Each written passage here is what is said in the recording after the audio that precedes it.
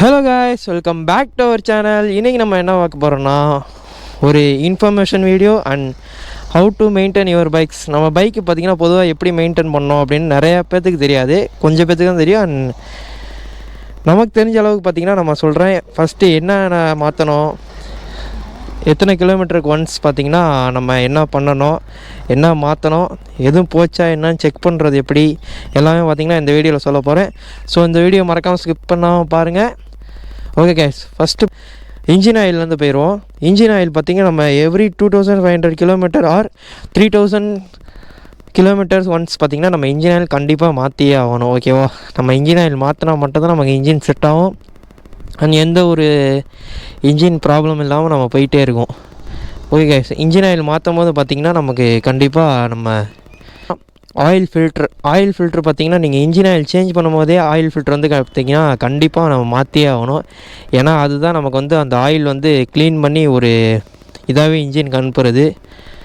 ஒரு டஸ்ட்டெல்லாம் பார்த்திங்கன்னா நம்ம ஆயில் ஃபில்ட்ரு எடுக்கும் போது தெரியும், கொஞ்சம் அந்த ஸ்க்ராப் அந்த இதெல்லாம் வரும் நம்ம ஆயில் ஃபில்டரில். அந்த இதெல்லாம் பார்த்திங்கன்னா ஆயில் ப்யூரிஃபை பண்ணி தரது நம்ம ஆயில் ஃபில்ட்ரு மட்டும்தான். ஃபஸ்ட் பார்த்திங்கன்னா அதை நீங்கள் மாற்றியே ஆகணும். அண்ட் இதோட காஸ்ட்டு பார்த்திங்கன்னா 247 சம்திங் இருக்கும் ஆயில் ஃபில்ட்ரு. அண்ட் 2 டைம் நீங்கள் எமோவோடது போட்டிங்கன்னா ஒன்ஸ் நீங்கள் ஆயில் மாற்றிட்டு சரி ஓகே, ரெண்டாவது தடவை நீங்கள் மாற்றிக்கலாம். ரெண்டாவது தடவை ஆயில் மாற்ற போகிறீங்கன்னா நீங்கள் 2 தாட்டி நீங்கள் யூஸ் பண்ணிக்கலாம் எமகாவோடது.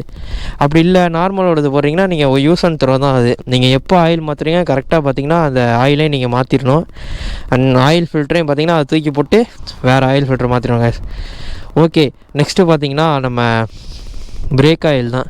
பிரேக் ஆயில் பார்த்திங்கன்னா நமக்கு கம்மியாகிட்டு இருக்கான்னு பார்க்கணும். அண்ட் நம்ம யூஸில் தான் இருக்குது. பிரேக் ஆயில் பார்த்திங்கன்னா நம்ம யூஸில் தான் இருக்குது.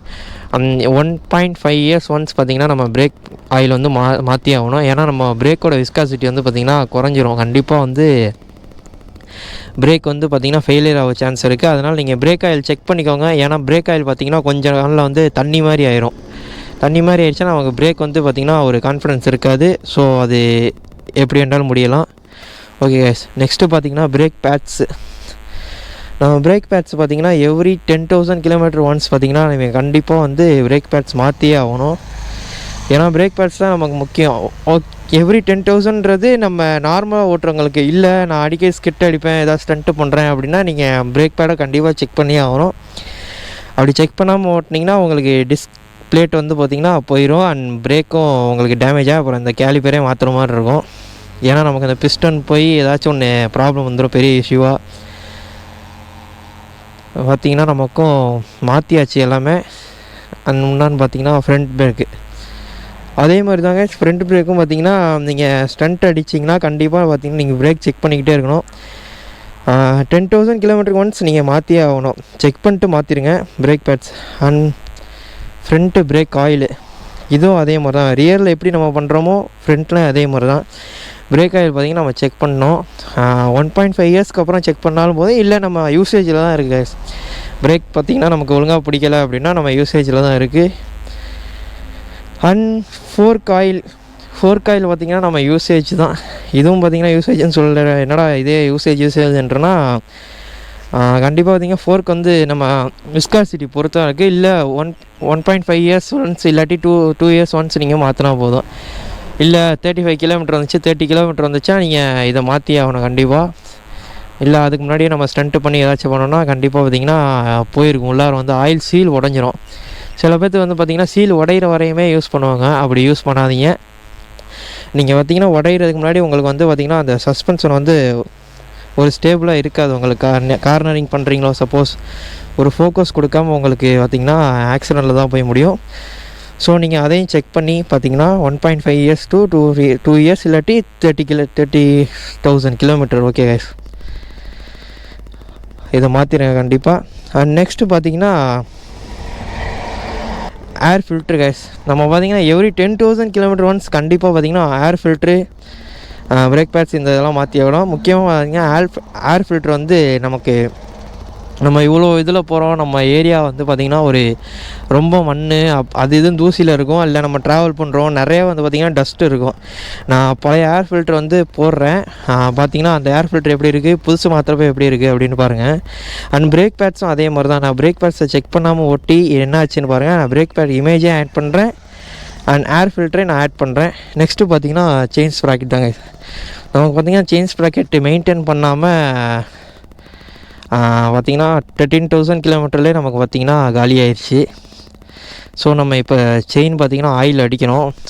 இன்னும் ஒரு 20 கிலோமீட்டர்ஸ் தான் இருக்குது. அண்ட் வீட்டுக்கு போயிடுவோம். இப்போது வீட்டுக்கு போய்ட்டு நம்ம பார்த்திங்கன்னா மெயின்டைன் பண்ணுவோம். பார்த்திங்கன்னா நம்ம ரோலான் தான் போட்டிருக்கோம். ரோலானில் ரஸ்ட்டு பிடிக்காது அப்படின்னாங்க. ஆனால் லைட்டாக தண்ணி போட்டாலே நமக்கு வந்து பார்த்திங்கன்னா ரஸ்ட்டு ஏறிடுது. ஸோ எல்லா செயினும் ஒன்று தான். ரோலான் வந்து கொஞ்சம் அந்த ரப்பர் கோட்டிங்னா கொஞ்சம் நல்லா இருக்குது, வேறு ஒன்றும் இல்லை. செயின் ஸ்ப்ராக்கெட் கொஞ்சம் லைஃப் வரும் அப்படின்ட்டுருக்காங்க ரோலான் பொறுத்த வரையும். அண்ட் இது பார்த்திங்கன்னா உங்கள் யூசேஜில் தான் இருக்குது. நம்ம வந்து பார்த்திங்கன்னா செயின் லூஸ் ஆகாமல் கரெக்டாக 500 கிலோமீட்டர் ஒன்ஸ் நம்ம வந்து க்ளீன் பண்ணி லூப் பண்ணி கண்டிப்பாக வச்சுக்கணும், மெயின்டைன் பண்ணிக்கணும். நம்ம இப்போ பார்த்திங்கன்னா செகண்ட் டைம் மாற்றும் போது நான் எவ்ரி 500 கிலோமீட்டர் ஒன்ஸ் நான் வந்து ட்ரிப் 2ல் போட்டுப்பேன். ட்ரிப் 2ல் போட்டோன்னே கரெக்டாக நான் பார்த்துருவேன்.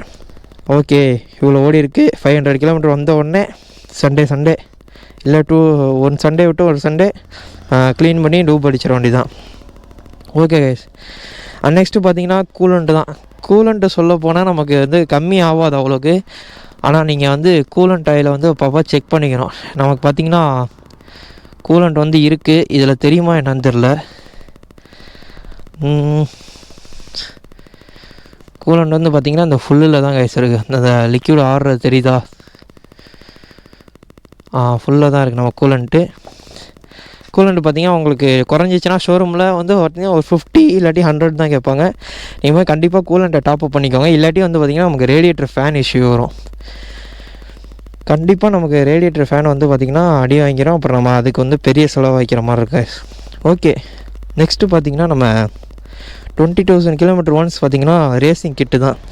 அதாவது பார்த்திங்கன்னா கோன் செட்டு அப்படின்பாங்க. நம்ம இமேஜ் இருந்துச்சு ஆட் பண்ணுறேன். நான் வந்து பார்த்திங்கன்னா மாற்றிட்டேன். அண்ட் அதோட பழைய பார்ட்ஸ் கிடைக்கல, ஷோரூமில் தான் மாற்றினேன்.